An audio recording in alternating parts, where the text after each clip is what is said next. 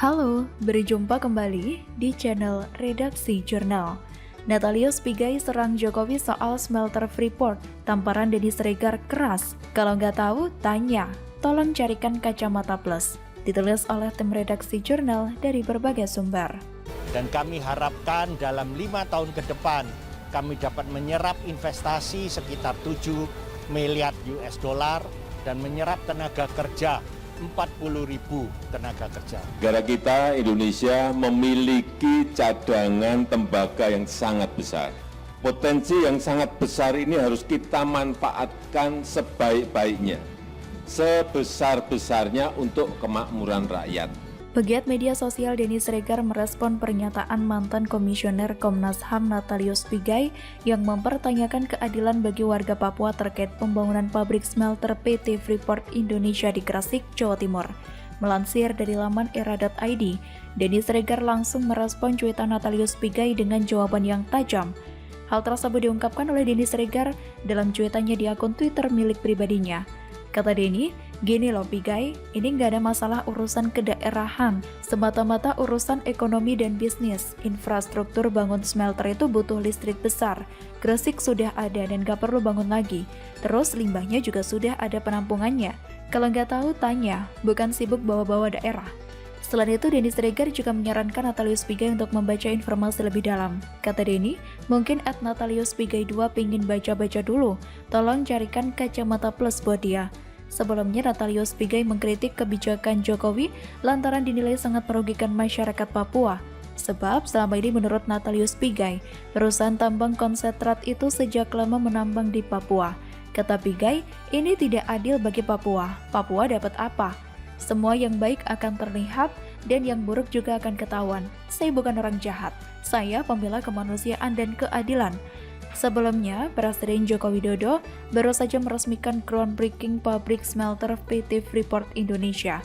Pabrik smelter tersebut terletak di kawasan ekonomi khusus atau KEK Gresik.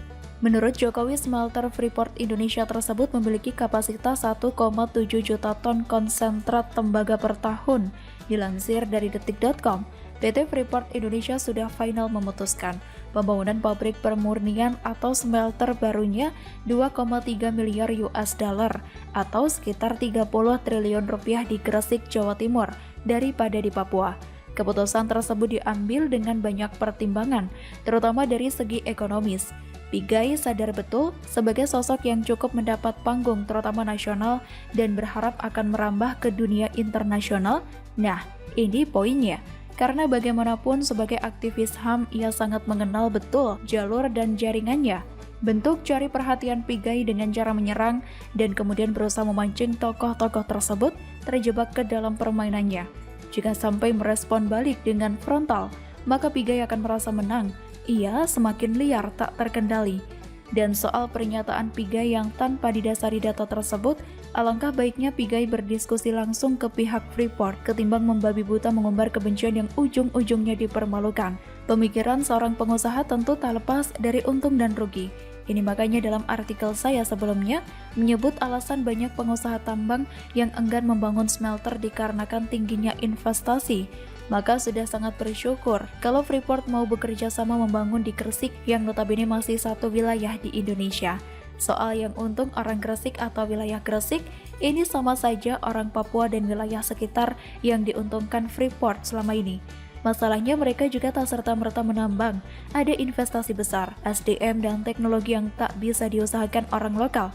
Sama dengan kesiapan smelter di Gresik yang belum tersedia di Papua. Toh, akhirnya semua akan masuk sebagai pajak negara yang dibagikan sama rata. Selama Jokowi masih memimpin, porsi pembangunan dan pemerataan di Papua akan terus digenjot. Kita juga berharap pemerintah tak membiarkan para pemain seperti ini terus memainkan isu-isu yang dapat memecah belah NKRI. Semoga Presiden Jokowi diberikan kesehatan dan tentunya kekuatan untuk menumpas para provokator bangsa, guna menyelamatkan generasi penerus bangsa. Bagaimana menurut Anda?